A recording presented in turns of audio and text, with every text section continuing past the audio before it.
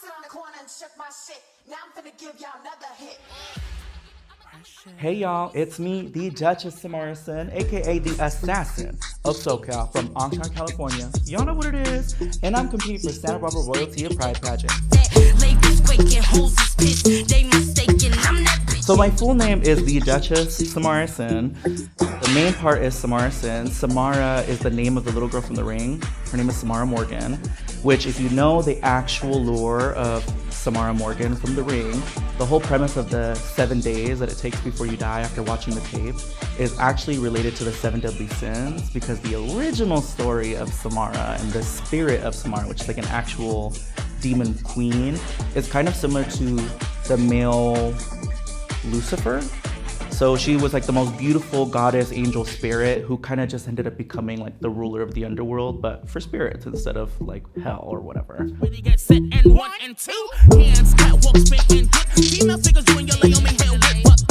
I describe my style of drag as like a little bit spooky, a little bit glamorous, a little bit kooky, kind of a little bit of everything. I'm kind of like a Rolodex of drag, where you really don't know what you're gonna get, and that's what I enjoy. So I like doing things that freak people out in a way that's not like necessarily they're gonna be turned away from it. It's like they're so intrigued by what they're looking at that then they're like, wait, this is kind of fierce, and I don't even know what I'm looking at, and I like that. So that's how I describe my drag. My drag is kind of just, huh? What? Oh, okay. When I first got into drag, I was actually a psychiatric nurse in the middle of the pandemic, so it really was as crazy as the world could possibly get.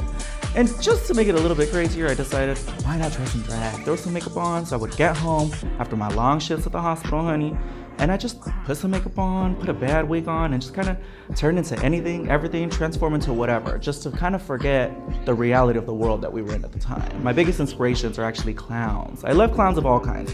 I'm a trained circus clown, which is a little insane when I tell people because they think drag queens kind of look like clowns, but you know what? We're just here to make people happy.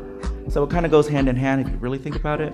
But yeah, my biggest inspirations are all clowns. I like Cirque du Soleil. I like to call my drag Cirque du Soleil because, you know, obviously. But I just love anything that's weird, alternative, colorful, vibrant, but also like a touch of glamour because, you know, we still got to be the pretty ones.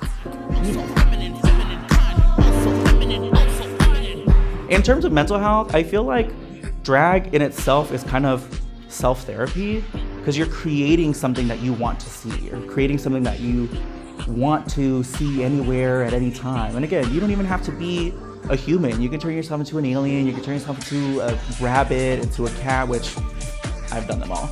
I think it's such like a cleansing thing for your brain. You're not in a construct of what you're supposed to be every single day. It's kind of your break away from reality. And it's also a break away from other people's reality, where people go to drag shows and they watch you and they just forget about everything that's going on because they're just enjoying a drag queen, being a drag queen. It's good for me and it's good for you. It's good for everybody.